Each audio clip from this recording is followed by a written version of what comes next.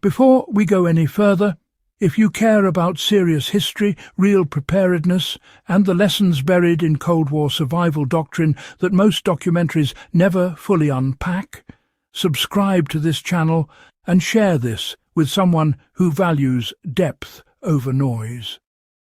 This channel exists to preserve hard-earned knowledge, not entertainment fluff, and what we're covering today is exactly that.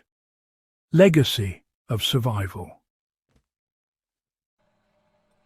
During the Cold War, governments quietly accepted a truth they never advertised to the public. In a real crisis, the grid would not come back quickly. Nuclear war, cyber sabotage, electromagnetic pulses, or infrastructure collapse all led to the same conclusion: extended blackouts lasting weeks or months. What emerged from that era was an unspoken blackout Bible, a set of principles designed not just to keep people alive, but to keep them invisible. This wasn't about heroism. It was about not being noticed, not being targeted, and not becoming dependent on systems that were already gone. The first principle of Cold War blackout survival was anonymity through normalcy. Civil defense planners understood that desperation attracts danger. When the lights go out, people who signal preparedness too loudly become magnets. Generators roaring through the night, bright lanterns visible through windows, or obvious stockpiles being moved in daylight all marked a household as a resource node. The recommended approach was quieter and more disciplined. Light discipline mattered. Heavy curtains, blackout fabric, or even layered blankets were used to block light leakage. Inside, low-wattage bulbs, powered by batteries or shielded candles, were positioned below window level. The goal was not comfort, but concealment. A household that looked abandoned from the outside was statistically safer than one that advertised activity. Cold War manuals also emphasized decentralized power over centralized solutions. Large generators were useful, but they were noisy, fuel-hungry, and impossible to hide long-term. Instead, planners encouraged layered energy strategies. Small battery banks charged intermittently, hand-crank radios, thermal cooking methods, and non-electric food preservation reduced dependence on any single system. In practice, this meant charging batteries briefly during daylight when ambient noise masked sound, then shutting everything down by evening. Applied today, that same principle means resisting the urge to run power continuously. Short intentional usage windows extend resources and reduce exposure. Food management under blackout conditions was never just about calories. It was about smell, waste, and, predictability. Cold War survival doctrine warned that cooking odours travelled far in silent cities. Stews, fried foods, and open-flame cooking were discouraged when discretion mattered. Instead, pre-cooked meals, cold rations, and sealed heating methods were preferred. Waste was buried, sealed, or burned in controlled ways. Nothing was left visible. Even today, this applies directly. If you must cook, do it briefly, ventilate downward rather than outward, and vary your schedule. Predictable routines make tracking easy.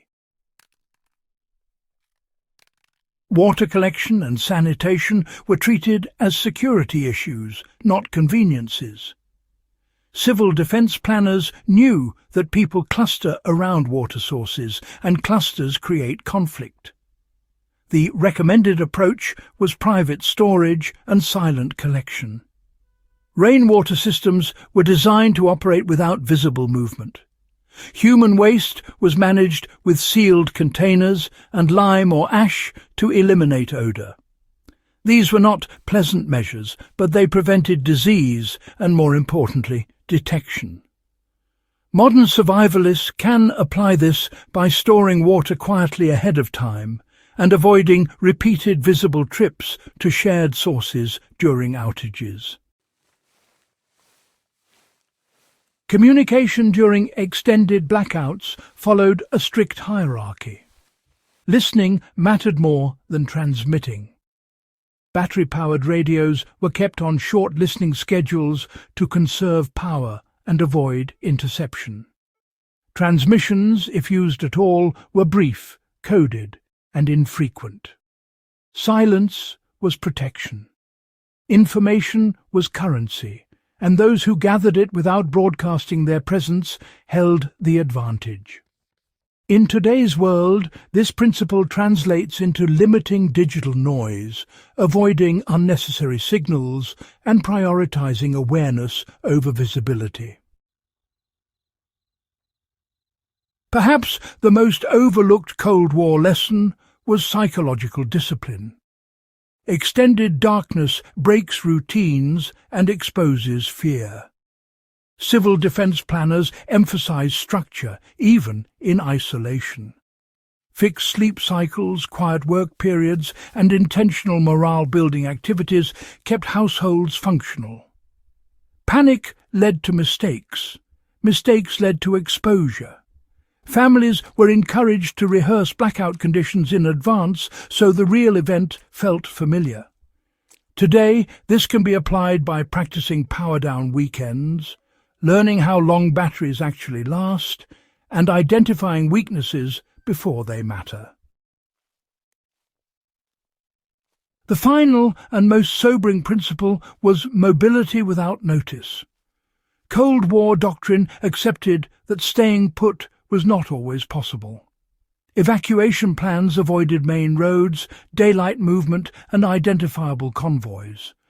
Supplies were distributed in small portable loads. The goal was to leave nothing behind that suggested value and nothing ahead that drew attention.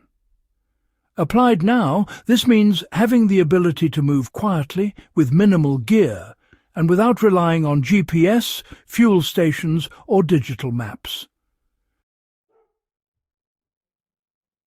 The Cold War's Blackout Bible was never about fear. It was about realism.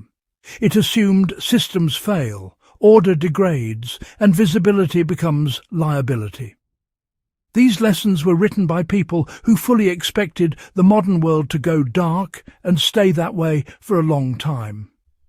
The value today is not paranoia, but preparedness rooted in historical reality. If this kind of deep, unfiltered history matters to you, subscribe to the channel, share this guide with someone who takes preparedness seriously, and stay here. We're preserving knowledge that was never meant to be forgotten.